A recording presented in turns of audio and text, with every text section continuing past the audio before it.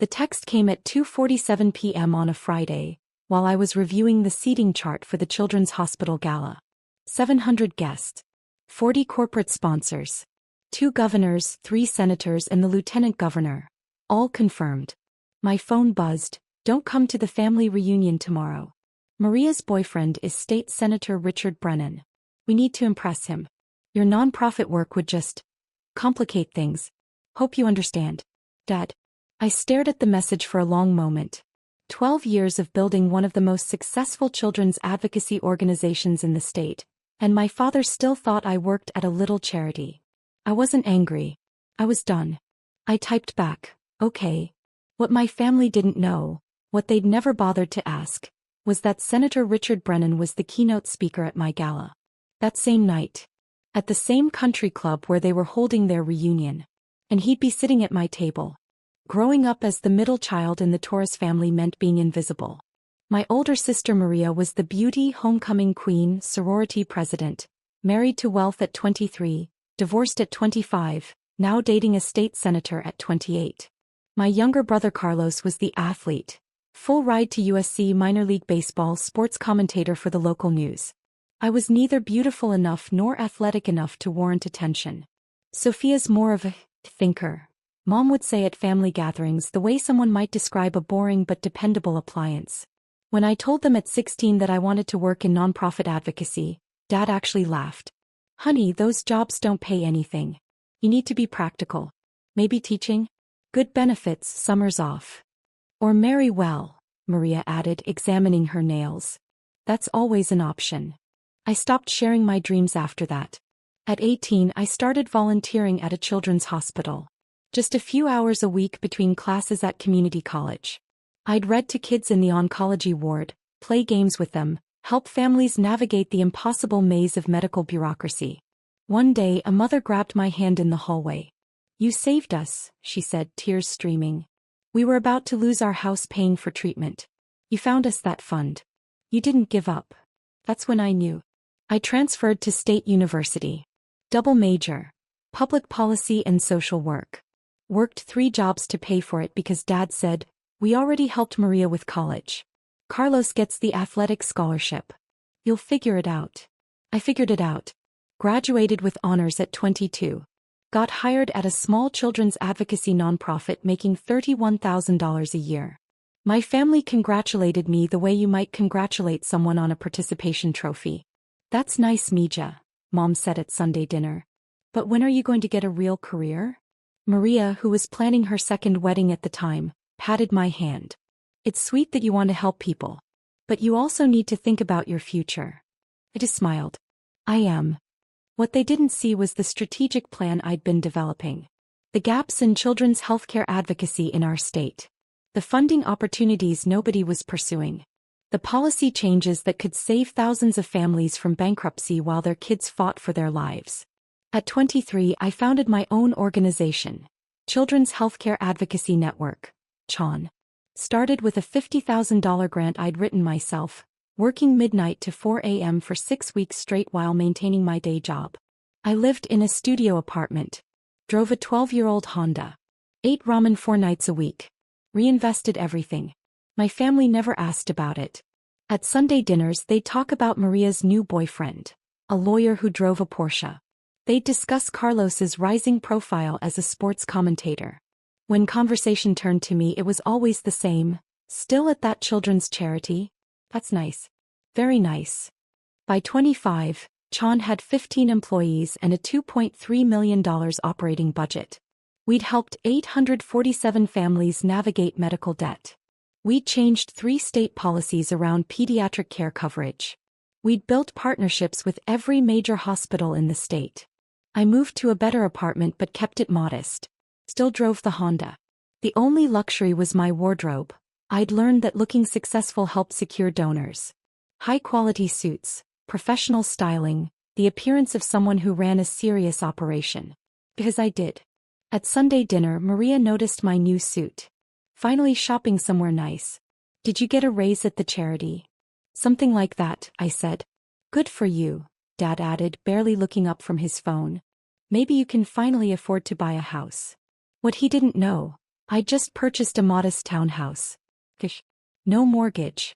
But I didn't mention it. What was the point? By 27, Chan's budget was $8.7 million. We had 43 employees across 5 regional offices. We'd helped over 3,200 families. Our policy advocacy had resulted in $43 million in additional state funding for children's healthcare programs. I was invited to speak at national conferences, testified before state legislature committees, built relationships with every major political figure in the state who cared about children's issues, including State Senator Richard Brennan. Senator Brennan and I had worked together on 3 major pieces of legislation. He'd been instrumental in passing the Children's Medical Debt Relief Act, a bill I'd written that helped families discharge medical debt through a state hardship fund. We'd had coffee probably 15 times, strategy sessions, fundraiser planning meetings. He knew me as Sofia Torres, executive director of CHAN. I knew him as a genuinely decent politician who actually cared about policy over politics. When his office called 6 months ago about keynoting our annual gala, I'd been thrilled. The Children's Hospital Gala was our biggest fundraiser. Last year we'd raised $4.2 million in one night. This year we were aiming for $6 million. The guest list included the Lieutenant Governor, 2 other state senators, dozens of corporate executives, philanthropists, and community leaders. The seating chart alone had taken 3 weeks to finalize. Senator Brennan was at the head table. With me, the Lieutenant Governor, our board chair, and 2 major donors. What I didn't know until yesterday was that Senator Brennan was also dating my sister Maria. The text from Dad came while I was doing final gala preparations. Don't come to the family reunion tomorrow. Maria's boyfriend is State Senator Richard Brennan. We need to impress him. Your nonprofit work would just complicate things. I read it 3 times. Complicate things. I called my assistant director, James.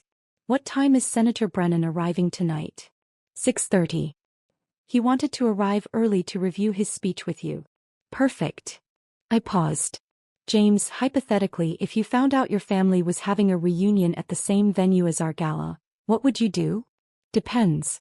Are they terrible people or just oblivious? Oblivious. Mostly. Then I'd let the universe handle it. He paused. Wait, Sylvia. Your family reunion is here? Tonight. Apparently. In the small ballroom. And Senator Brennan is. He started laughing. Oh no. Oh, this is beautiful. Your sister is dating our keynote speaker. Seems that way. Are you going to tell them? I thought about 12 years of dismissal. 12 years of, that's nice, Mija. 12 years of being the forgettable middle child with the little charity job. No, I said. I don't think I will. I arrived at the country club at 5 p.m.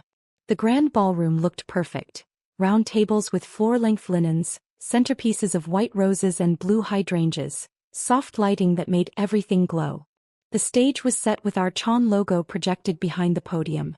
The small ballroom next door, where my family's reunion was happening, was decorated with colorful balloons and a banner reading, Torres Family Reunion 2024. I checked in with our event coordinator, confirmed the photographers' positions, reviewed the program one last time. At 5:45 I changed into my gown, a midnight blue floor-length dress that had cost more than my first car. It was worth it. Tonight mattered. At 6:15 I was greeting early arrivals in the lobby when I heard familiar voices. This place is gorgeous, my mother's voice carried. I can't believe Maria's boyfriend is a state senator. A state senator. Just be cool, Mom, Maria's voice tight with nerves. Act natural. Don't embarrass me. When do we embarrass you? Dad asked, sounding hurt. I stepped back into the grand ballroom before they could see me. At 6:30 Senator Brennan arrived. Sophia.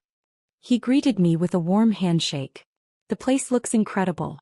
You've really outdone yourself. Thank you, Senator. We're projecting $6.2 million tonight.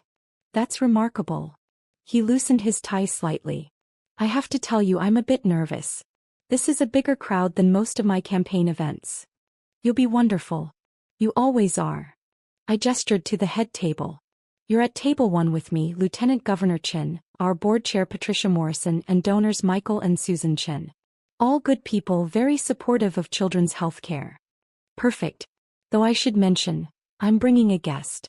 My girlfriend. I hope that's okay? I cleared it with your office last week. Of course.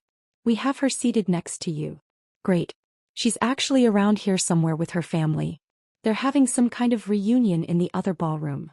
He checked his watch. I should go find her, bring her in for introductions before things start. Take your time, I said smoothly. We don't start seating until 7. He headed toward the lobby. I took a deep breath and went to check on the kitchen. At 6:45, guests were arriving in earnest. The lieutenant governor, corporate executives, philanthropists I'd been courting for months. Everyone dressed to impress, ready for an evening of making a difference. At 6:55, the event coordinator gave me the 5-minute warning. At 6:57, I took my place at the head table. At 6:59, the doors opened for final seating. Senator Brennan entered the grand ballroom with Maria on his arm. She looked beautiful, of course she did. Red dress, perfect hair, diamonds at her throat that had probably cost more than my monthly salary back when I was starting Chan. They approached the head table. The coordinator checked their names, confirmed their seats. Senator Brennan pulled out Maria's chair. Started to sit down himself. Then he saw the place card to his left. Sofia Torres, Executive Director, Chan. He looked up. Saw me sitting there, composed and professional. His face went absolutely white. Sofia. His voice came out strangled. You're Sofia Torres? Maria's head whipped around. She saw me. Her mouth fell open. Hello, Senator Brennan, I said calmly. Maria. So glad you could join us tonight. You. Maria's voice was barely a whisper.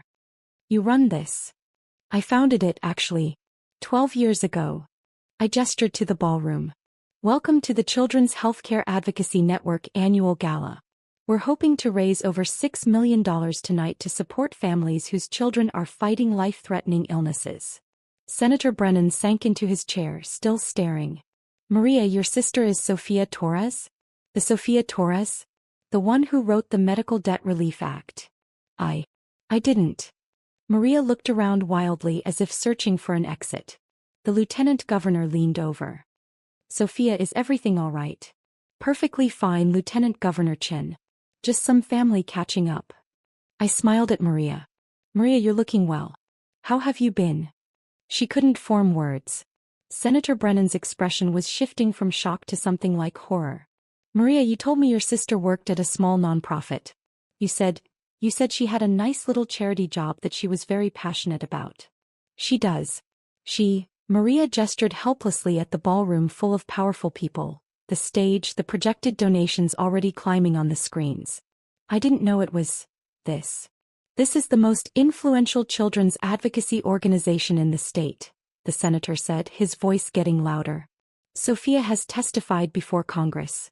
She's been featured in the New York Times, the Washington Post, Forbes 30 Under 30 social entrepreneurs. He turned to me. Your family doesn't know? They never asked, I said simply. We. Maria's face was red now. Sofia works at a charity. He always has. We thought. You thought it was cute? I suggested gently. Sweet. Nice but not serious. Maria's silence was answer enough. Senator Brennan stood up abruptly. Excuse me. I need a moment. He walked away from the table. Pulled out his phone. I could see him typing furiously. Maria leaned toward me, her voice desperate and low. Sofia, you have to understand. We didn't mean. Maria. I kept my voice gentle but firm. Dad texted me this afternoon. Told me not to come to the family reunion because your boyfriend was a state senator and my nonprofit work would complicate things. Would be embarrassing. Her face went from red to pale. He told you not to come? Because I'd be an embarrassment to you. In front of your impressive boyfriend. The state senator. I paused. The same state senator I've been working with for 3 years. The same senator who's here tonight to speak at my gala. At my invitation. Oh my God. Maria put her head in her hands. Senator Brennan returned to the table. His jaw was set. I just texted your father. Asked him why he didn't mention his daughter Ran Chan. He said, and I quote, Sofia? She works at that children's charity. Nice work but nothing major. The whole head table was silent now, listening. I replied, the senator continued, his voice tight with anger, that I was currently at Chan's annual gala. That his daughter Sophia was sitting next to me.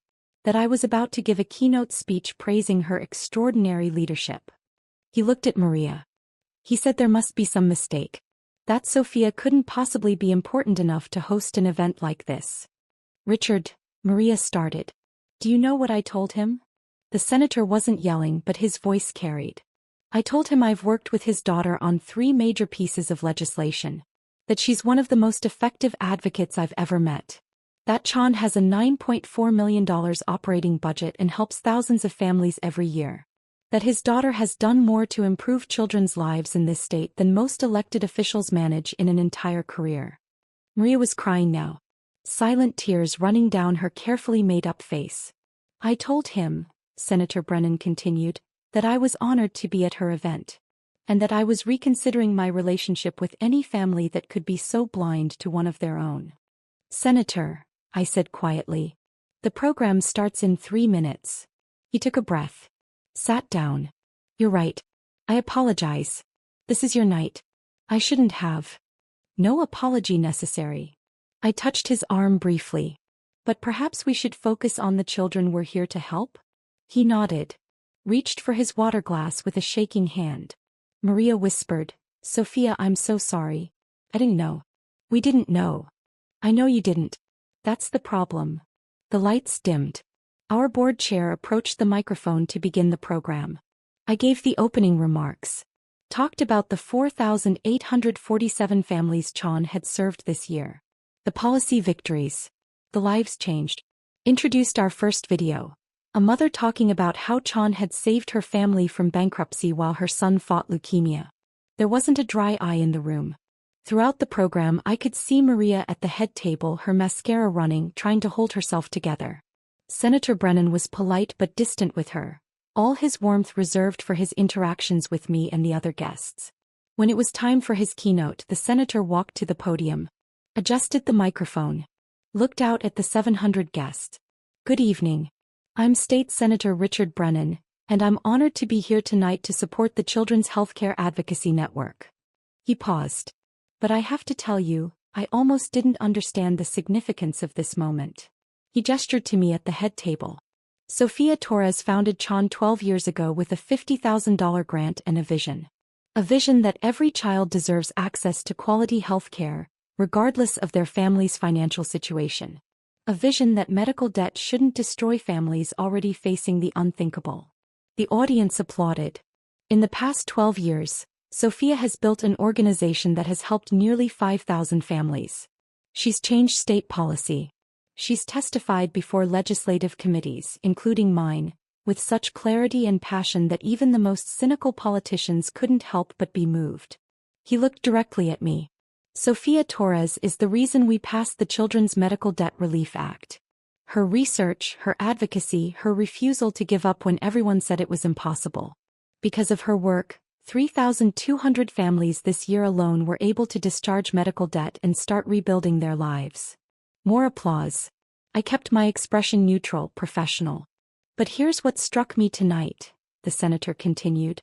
I was talking with someone earlier who didn't know what Sophia had built.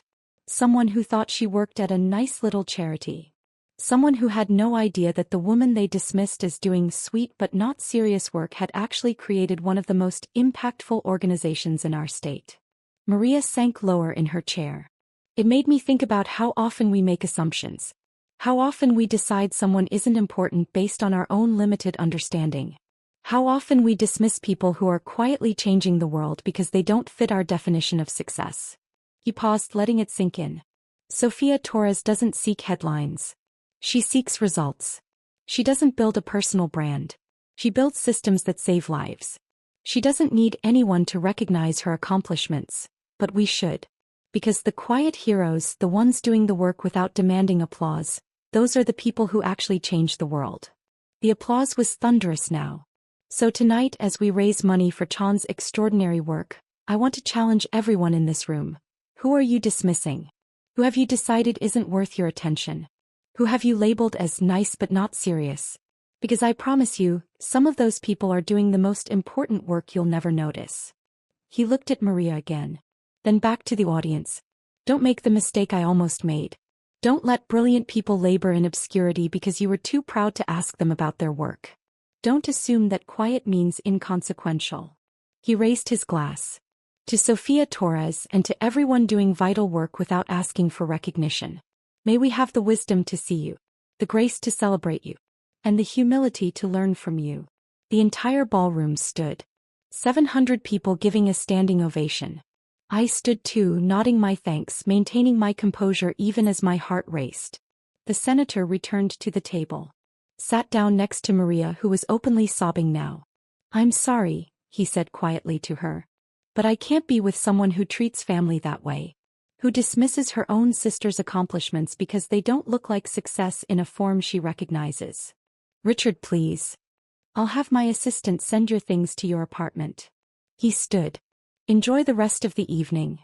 He moved to the empty seat on my other side. Maria fled the ballroom. During the silent auction portion of the evening, my phone exploded with messages.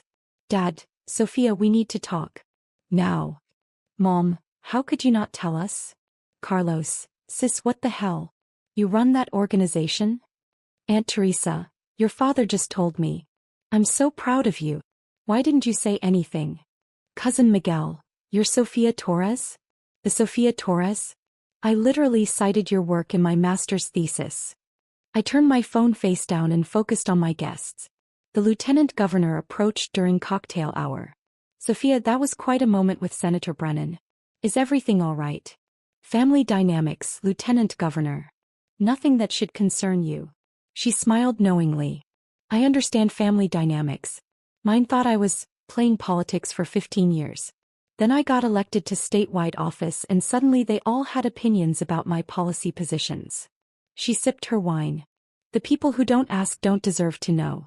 You don't owe them your story just because you share DNA. Thank you for that. Besides, she continued, your work speaks for itself. I've been reviewing the budget proposal Chan submitted for next year's state funding. Brilliant work. Let's schedule a meeting next week to discuss it. I'd be honored, Lieutenant Governor. By the end of the evening, we'd raised $6.8 million. 700,000 more than our goal. Senator Brennan found me as guests were leaving. Sofia, I apologize for the scene. That wasn't professional. Senator, you spoke from the heart about something you believe in. That's exactly what we needed tonight. Your sister and I are done. I can't. He shook his head. I can't be with someone who's that blind to what matters. Who judges people by such superficial measures. I appreciate that, but you don't need to explain your personal decisions to me. I want you to know your work matters. You matter. And I'm sorry your family couldn't see that. They're starting to, I said quietly. I left the country club at 11 p.m. Exhausted but exhilarated. We'd done it. Another successful gala, more families we could help, more lives we could change. My phone had 63 missed calls and 127 text messages. I ignored all of them except one from James, my assistant director. Boss, you're trending on Twitter. Hashtag Sofia Torres and hashtag Quiet Heroes. The senator's speech went viral. 4.2 million views. I pulled up Twitter. The clip was everywhere. Comments flooded in. Don't let brilliant people labor in obscurity. This speech is everything. Imagine telling your daughter not to come to a family event because your other daughter's boyfriend would be there. And he turns out to be speaking at her gala. Karma. Sofia Torres built a $9.4 million organization while her family thought she had a nice little charity job. This is why you should ask people about their lives. The audacity of that family. She literally helps thousands of children and they told her to stay home. I pulled into my driveway. Sat in the car for a moment. My phone rang. Dad. I answered. Hello. Sofia. His voice was tight. We need to talk about why you didn't tell us. No, Dad. You need to talk about why you never asked. That's not fair. Isn't it? In 12 years, how many times did you ask about my work?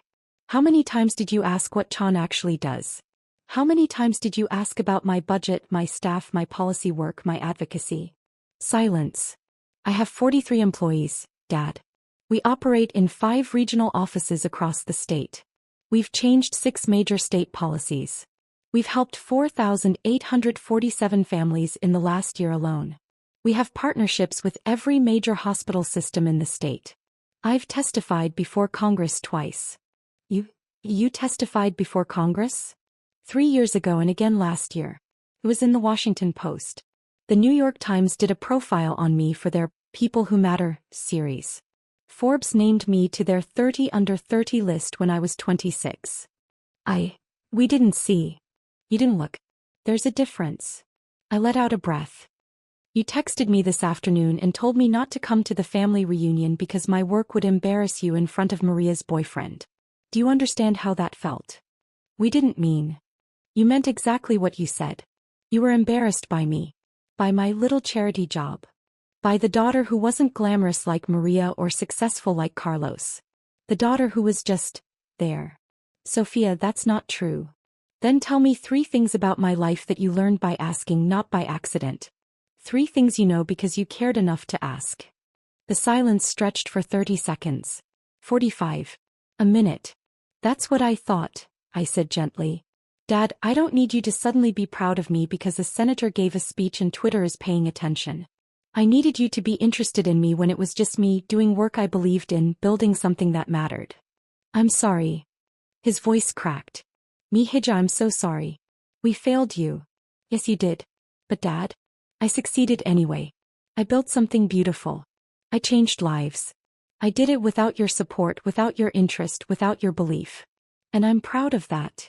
Can we fix this? I don't know yet. Maybe. But not tonight. Not because you're embarrassed that you didn't know. Not because it's awkward that Senator Brennan dumped Maria over this. When you're ready to know me, Sophia, the person, not the unexpectedly successful daughter, then we can talk. How will I know when I'm ready? You won't. I will. I paused. But here's a start. Read Chan's annual report. It's on our website. Read about what we actually do. Then if you're genuinely interested, we can have coffee and talk about it. Not to apologize. Not to make yourself feel better. Just to learn about something I've spent 12 years building. I'll read it tonight. We'll see. I hung up. The next morning Maria called. I let it ring 4 times before answering. Hello. Sophia. He was crying. Richard broke up with me. He said he can't be with someone who treats her family the way I treated you. I'm sorry you're hurting. Are you? Because it feels like you orchestrated this whole thing to humiliate me. I laughed. No humor in it. Maria, I didn't orchestrate anything. I ran my annual gala, which I've been planning for 11 months. Senator Brennan was our keynote speaker, which his office confirmed 6 months ago. You dating him was pure coincidence. You being at my event was pure coincidence. But you knew he'd be there. Of course I knew. It's my event. What I didn't know was that he was your boyfriend until Dad texted me yesterday telling me to stay away so I wouldn't embarrass you. She was quiet for a moment. I didn't know you'd built something this big. You never asked. In 12 years, Maria, you never once asked what Chan was. What we do. How we're funded. How many people we employ. You just assumed it was a cute little charity where I answered phones and felt good about myself. I didn't think. That's the problem. You didn't think. You made assumptions and never questioned them. And when those assumptions were challenged in the most public way possible, you blamed me for not correcting you earlier. That's not fair. Maria, you told Dad to uninvite me to the family reunion because my job would embarrass you. You told Richard the first worked at a nice little charity. You've spent 12 years treating me like the disappointing sister who never amounted to anything. Don't ask me to feel guilty because your assumptions were wrong. She sobbed. I lost him because of this. No. You lost him because of who you are. Because when confronted with your sister's actual accomplishments, you didn't feel pride or joy. You felt embarrassed that you'd gotten it wrong. Richard saw that. And he made his choice. So you're just going to let my relationship die? Maria, it's not my job to save your relationships. It's not my job to make you look good. It's not my job to hide my accomplishments so you feel better about dismissing them. I softened slightly. But it is my job to tell you the truth. You have a choice. You can be angry at me for succeeding quietly. Or you can examine why you needed to diminish me to feel secure in your own success. I never. You did. Every time you called it my little charity. Every time you changed the subject when I tried to share my work. Every time you introduced me as my sister who works at a nonprofit, with that particular tone that said, "Isn't that sweet but pointless?" Silence. "I'm going into therapy," she finally said. Richard's breakup made me realize. I don't like who I've become. That's good, Maria. Really? Can we have coffee? After I've done some work on myself? I thought about it. In a few months, maybe. When you're doing therapy for yourself, not to fix things with me or win Richard back. When you're ready to meet me as an equal, not as the sister you need to feel superior to. Okay, she whispered. Okay. 3 weeks later, Dad called. Sophia, I read the annual report. All of it. Then I read the articles about you. The Forbes profile. The Washington Post piece. The congressional testimony transcripts. And I understand now why you're angry. Why you've kept your distance. He paused. I also understand that I don't know you at all. The woman in those articles, the Sophia who talks about policy and advocacy and systematic change, I don't know her. No, you don't. I'd like to. If you'd let me. What changed, Dad? Because 3 weeks ago you told me to stay home so I wouldn't embarrass the family. I watched Senator Brennan's speech. The full version, not just the clip. And when he talked about dismissing people who are quietly changing the world. His voice caught. I saw myself. I saw what I'd done to you. What we'd all done. That's a start. Can we meet? Just you and me. No agenda. No apologies. Just coffee and conversation. I thought about Margaret's foundation. About the young entrepreneurs I funded who'd been dismissed by their families. About the letter I sent each one. Build something that matters. Make them look. They'd all looked now. 1 hour, I said. Next Sunday. The coffee shop on 5th Street. Thank you, Mija. Don't thank me yet, Dad. This is going to be uncomfortable for both of us. I know. But you're worth being uncomfortable for. Sunday morning I arrived early. Ordered my usual oat milk latte. Sat by the window. Dad arrived exactly on time. Looked older somehow. More uncertain. We sat down. Thank you for meeting me, he said. Tell me something, I replied. And be honest. When did you realize you didn't know me? He was quiet for a long moment. When I called Chan's office to verify the annual report was real. Your receptionist answered. Children's Healthcare Advocacy Network, how may I help you? I asked to speak to Sophia Torres. She said, may I ask what this is regarding? I said, I'm her father. There was this pause. Then she said very carefully, Torres speaks very highly of her work with families. I'm sure she'd be happy to discuss Chan's mission with you. Sandra is very professional. She didn't know who I was, Sophia. Your own receptionist didn't know you had a father. Because you'd never mention me. Never brought us to your office, never talked about us at work. Never included us in your life in any way. You never asked to be included. I know. He looked down at his coffee. But it still hurt. Realizing my daughter had built this entire life, this entire world-changing organization, and I wasn't part of it. Wasn't even a footnote. How do you think I felt at every family dinner where you celebrated Maria's promotions and Carlos's TV appearances and asked me if I needed help paying my bills? I thought I was being helpful. Supportive. You were being dismissive. There's a difference. I leaned back. Dad, I bought my townhouse with cash 4 years ago. I make $185,000 a year, which I know because it's public record for nonprofit executives. I have a retirement account worth $420,000. I've been financially stable for 7 years. And you were still asking if I needed money for rent. His face crumpled. Because I never asked what you actually made. What your life actually looked like. I just assumed. You assumed I was failing because my success didn't look like Maria's designer clothes and Carlos's public profile. You assumed quiet meant unsuccessful. Senator Brennan called that out in his speech. About quiet heroes. He did. He also called me. Dad met my eyes. Last week. Told me that if I didn't fix my relationship with you, I'd regret it for the rest of my life. That you were one of the most extraordinary people he'd ever worked with, and I was blind not to see it. He didn't need to do that. Maybe not. But I'm glad he did. Dad reached across the table. Stopped short of touching my hand. Sophia, I don't know how to fix 12 years of not paying attention, of not seeing you, but I want to learn. I want to know the woman who built Chan, who changes policies and saves families and testifies before Congress. That's not all I am, Dad. I know. That's what I'm trying to say. I don't know what else you are. What you love, what you read, what you dream about, who your friends are, what makes you laugh. I don't know my own daughter. I took a sip of my coffee. Let the moment breathe. I collect vintage political campaign buttons, I said finally. I have over 300 of them from 1896 to present day. I'm obsessed with the West Wing. I've watched the entire series 11 times. I foster senior dogs because shelters have trouble placing them. I'm teaching myself piano. I'm terrible at it, but I love it anyway. Dad's eyes were wet. I didn't know any of that. Biz, you never asked. But Dad. I met his gaze. I'm telling you now. That's all I can offer. The chance to start knowing me. Not as the daughter who disappointed you, not as the unexpectedly successful surprise, but as me. The whole person. I'll take it. Whatever you're willing to give. I'll take it and be grateful. We talked for 2 hours. I told him about my work, yes, but also about the foster dogs, the piano lessons, the campaign button collection. He told me about his own life in ways he never had. His regrets, his fears, his slow realization that he'd valued the wrong things. It wasn't forgiveness. Not yet. But it was a start. 6 months later, Chan celebrated its 13th anniversary. We just secured a $12 million state contract to expand our services to rural communities.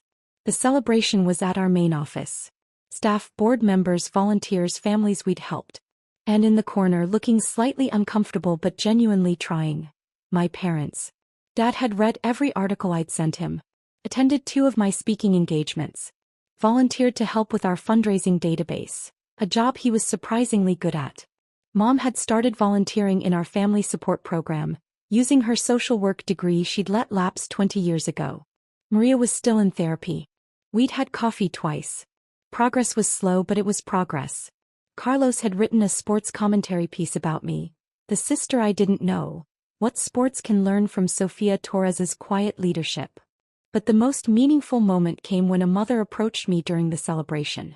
Miss Torres, I wanted to thank you. Chan helped us last year when my daughter needed emergency surgery. You personally called me to walk through the hardship fund application. You stayed on the phone for 90 minutes helping me gather documentation. You saved our home. My dad overheard. Watched the mother hug me, tears in her eyes. After she walked away, he said quietly, "You do that often? Personally call families. When I can. It's why I built this. To help people the way I wish someone had helped me understand that my worth wasn't determined by other people's attention. I'm so proud of you, Mija." "Thank you, Dad." I paused. "But I built this for me. For the families. For the kids who deserve healthcare regardless of their parents' bank accounts. Your pride is welcome, but it's not why I do this." He smiled. Sad but genuine. "I know. That's why I'm proud. Because you didn't need my approval to become extraordinary. You just became it anyway." A year after the gala, Senator Brennan and I were having coffee to discuss new legislation. "I saw Maria posted engagement photos," he said carefully. "To that tech entrepreneur. Timothy something. Timothy Chin. He's good for her. Calls her on her nonsense. Makes her laugh. Doesn't care about her Instagram aesthetic. You've met him. 3 times. He's genuine. And he asked me 30 questions about my work before he asked me a single question about Maria. That's how I knew he was different." The senator smiled. "And how are things with your family?" "Better. Slow but better. Dad volunteers at Chan now. Mom runs a support group for parents navigating medical crises. Carlos did a whole segment on invisible success inspired by our story. And Maria? Still in therapy. Still trying. We have lunch monthly. Last time she brought me a vintage McKinley campaign button for my collection. She'd been looking for 3 months. That's growth. It is. I sipped my coffee. But you know what the best part is? I don't need their validation anymore. It's nice when they show interest. But Chan succeeds whether they notice or not. Families get help whether my parents are proud or not. I built something that matters, and that matters more than their belated recognition. "Don't let brilliant people labor in obscurity," he quoted his own speech. I still get emails about that. People sharing their stories of being dismissed, underestimated, told their work didn't matter. Good. They should share those stories. Because somewhere, someone needs to hear that quiet doesn't mean unsuccessful. That doing meaningful work is more important than getting credit for it. He raised his coffee cup. To quiet heroes.